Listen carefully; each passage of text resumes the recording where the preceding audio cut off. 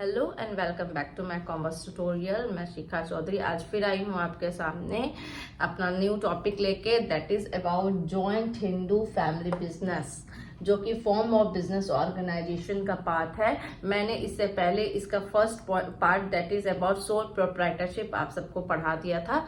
आइए आज हम जॉइंट हिंदू फैमिली बिजनेस के बारे में पढ़ते हैं। जॉइंट हिंदू फैमिली बिजनेस क्या होता है? ऐसा बिजनेस जो पीढ़ी दर पीढ़ी चलता आ रहा है, जो कि रुकता नहीं है, जो जॉइंटली जो फैमिली मेंबर्स होते हैं जॉइंटली अपने पूर्वजों का बिजनेस आगे बढ़ाते जा रहे हैं। ऐसे टाइप ऑफ बिजनेस को क्या कहते हैं हम लोग? Joint Hindu family business. जैसे कि आप देख लीजिए अंबानी का बिजनेस जो पीढ़ी दर पीढ़ी चलता आ रहा है, एमडीएच मसाला जो कि पीढ़ी दर पीढ़ी चलता आ रहा है। ठीक है, चलिए स्टार्ट करते हैं।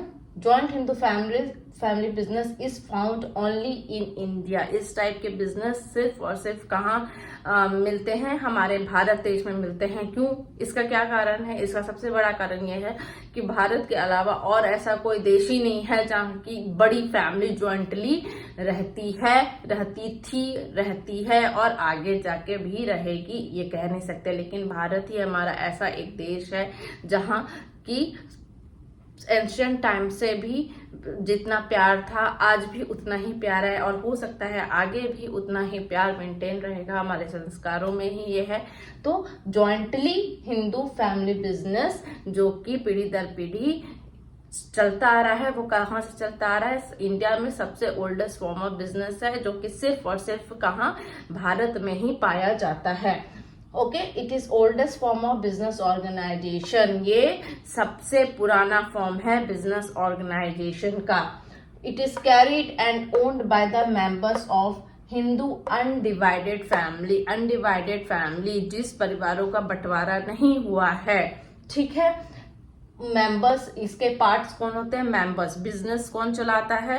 बाहर से एम्प्लॉय हायर नहीं होते हैं। कौन चलाते हैं? जो फैमिली के ही मेंबर्स होते हैं, वही सारे मिलके बिजनेस को आगे बढ़ाते हैं। ठीक है, इट इज कंट्रोल्ड बाय कर्ता।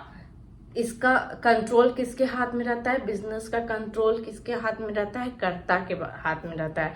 अब कर्ता कौन होता है? तो कर्ता is the eldest members of the family. जो सबसे बड़े होते हैं, जो सबसे बुजुर्ग मेंबर होते हैं फैमिली के, उन्हें हम क्या बोलते हैं? उन्हें हम कर्ता बोलते हैं।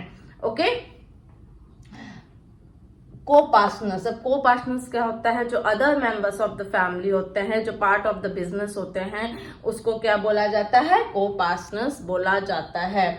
ओके, ऐसे तो इसका रजिस्ट्रेशन कंपलसरी नहीं होता है। ऐसे तो जॉइंट हिंदू फैमिली बिजनेस का जो होता है रजिस्ट्रेशन कंपलसरी नहीं होता है, but it is governed bye Hindu succession act 1956। It is advisable कि आप अपना पार्टनरशिप, आप अपना एक लीगल डीड बनाइए, रजिस्ट्रेशन करवाइए, ताकि आगे इन फ्यूचर आपको प्रॉब्लम ना हो, कोई अदर स्यू ना कर सके या कोई ऐसा अड़चन ना आए। इसके लिए एडवाइस किया जाता है कि क्या करें? आप रजिस्ट्रेशन करवाएं। ठीक है, और इस गवर्न किसके अंडर होता है? हिंदू सक्सेशन एक्ट 1956 के under joint Hindu family business govern होता है।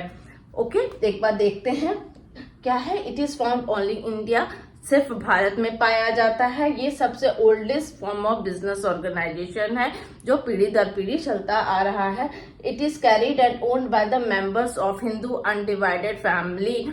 ऐसी फैमिली जो कि अनडिवाइडेड नहीं है, वही क्या करती है? वही लोग क्या करते हैं? इस टाइप के बिजनेस को चला सकते हैं। ठीक है, इट इज कंट्रोल्ड बाय कर्ता जो होता है वो बिजनेस को कंट्रोल करता है, मैनेज करता है। जो डिसीजन होता है वो कर्ता का ही होता है, जो कि other members of the family को फॉलो करना पड़ता है। ठीक है, जो other members of the family होते हैं उनको को पार्टनर्स बोला जाता है, और ये गवर्न किसके अंडर होता है? अंडर हिंदू सक्सेशन एक्ट 1956 के अंडर गवर्न होता है। आइए अब इसके फीचर्स के बारे में हम लोग पढ़ते हैं। So now coming to the features of the joint Hindu family business, start करते हैं। First feature, formation. इसका ऑल्दो क्या है, हमारा एग्रीमेंट रिक्वायर्ड नहीं है। ठीक है, हमें ऐसा कंपलसरी नहीं है कि इसका रजिस्ट्रेशन करवाना ही है, बट इट इज एडवाइजेबल। इसमें एटलीस्ट 2 मेंबर्स होना चाहिए। कोई भी joint Hindu family business start करने के लिए, आगे चलाने के लिए 2 मेंबर्स तो होने ही चाहिए। अगर सिंगल मेंबर होगा तो वो जॉइंट फैमिली बिजनेस कैसे होगा, नहीं हो सकता, फिर तो वो सोल प्रोप्राइटरशिप हो जाएगा ना, राइट।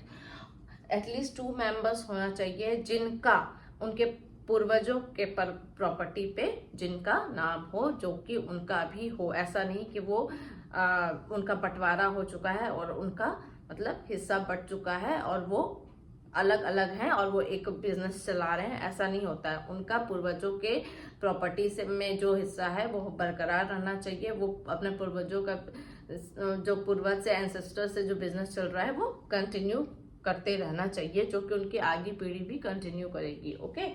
लायबिलिटी क्या होता है? कर्ता की लायबिलिटी अनलिमिटेड होती है, ठीक है।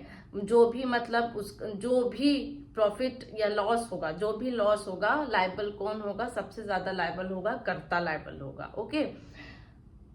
और अदर मेंबर्स जो होंगे उनकी लायबिलिटी क्या होगी? लिमिटेड होगी। कब कहाँ तक लिमिटेड होगी? वहीं तक जितना वो कैपिटल इन्वेस्ट कर रहे हैं, सिर्फ उतने ही के लिए वो लायबल होंगे, उससे ज्यादा के लिए वो लायबल नहीं होंगे, ठीक है।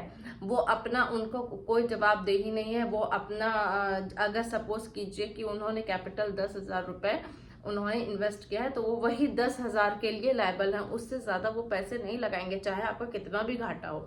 वो रिस्पॉन्सिबिलिटी किसकी है? कर्ता की रिस्पॉन्सिबिलिटी है। वो ओनर है, वो उसको ही सारे जितना भी लॉस होते हैं उसको ही बेयर करने हैं। अदर मेंबर्स उतने के लिए ही लायबल हैं जितना वो कैपिटल इन्वेस्ट कर रहे हैं, उससे ज्यादा के लिए वो लायबल नहीं होते हैं। ओके।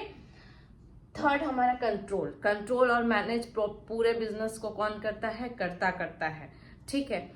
जितने भी मेंबर्स हैं उनको काम डिस्ट्रीब्यूट करना हो, रिस्पॉन्सिबिलिटी देना हो, किसको कौन सी अथॉरिटी देना है, वो सारा कौन देगा, कौन करेगा? कर्ता करेगा। क्या प्लानिंग करनी है, काम कैसे आगे बढ़ाना है, कौन सा टेक्नोलॉजी यूज करना है, ठीक है, कहाँ इन्वेस्टमेंट करना है, कहाँ नहीं करना है, ये कहाँ कौन सा रिसर्च करना है, किसको कौन सी जिम्मेदारी देनी है, सारा कुछ everything is controlled and managed by whom? By the karta of the family who is the head of the organisation. Okay. हमारा फोर्थ क्या है? कंटिन्यूटी मतलब क्या होती है? स्टेबल होती है। बिजनेस की जो कंटिन्यूटी होती है वो स्टेबल होती है। अगर सपोज कर्ता की डेथ हो जाती है तो क्या होगा? बिजनेस बंद नहीं होगा, ठीक है, बिजनेस चलता रहेगा। कर्ता के बाद, उसके बाद जो the most eldest member of the family है वो कर्ता का पोजीशन ले लेता है। ऑटोमेटिकली सारा कंट्रोल उसके हैंड में आ जाता है। हाँ, बिजनेस तभी बंद हो सकता है जब जितने भी मेंबर्स हैं फैमिली के, जितने भी जो ऑर्गेनाइजेशन के भी पार्ट हैं, वो अगर उनके कंसर्न होता है कि भाई हम आगे बिजनेस अब नहीं चला सकते हैं, हम उसको कैरी ऑन नहीं कर सकते हैं, तब ही बिजनेस बंद हो सकता है। अदरवाइज बिजनेस बंद नहीं हो सकता। किसी एक कंसर्न, कोई एक अगर नहीं कर सकेगा तो उससे बिजनेस नहीं बंद होगा। ओके। अगर कर्ता की डेथ हो जाती है तो क्या होगा? दूसरे मेंबर्स ऑफ द फैमिली, जो एल्डेस्ट मेंबर है, वो कर्ता का पोजीशन ले लेता है। ओके। माइनर मेंबर भी पार्ट ऑफ द बिजनेस होता है, क्योंकि बाय बर्थ जैसे ही उसका जन्म होता है, किसी भी माइनर का जन्म होता है किसी भी बच्चे का फैमिली में, तो ऑटोमेटिकली क्या होता है? बिजनेस का हिस्सा हो जाता है। वो जब चाहे बिजनेस ज्वाइन कर सकता है, उसका ऑटोमेटिकली प्रॉफिट शेयरिंग में पार्ट हो जाएगा, ठीक है।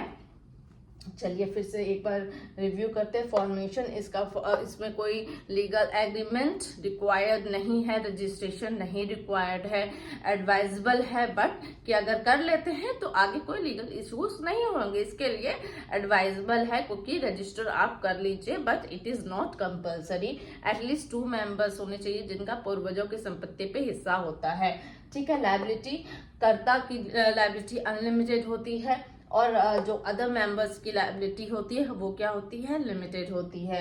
कहाँ तक लिमिटेड होती है? जितना वो कैपिटल इन्वेस्ट करेंगे बस उतने तक ही वो लायबल है पे करने के लिए। कंट्रोल, जो बिजनेस है वो फुली कंट्रोल एंड मैनेज किसके द्वारा होता है? कौन उसको कंट्रोल मैनेज करता है? कर्ता करता है, ठीक है। कंटिन्यूटी, उसकी कंटिन्यूटी बहुत स्टेबल होती है। अगर कर्ता की डेथ हो जाती है तो उसको बिजनेस को कोई भी हार्म नहीं होगा, वो कब बंद नहीं होगा, ठीक है।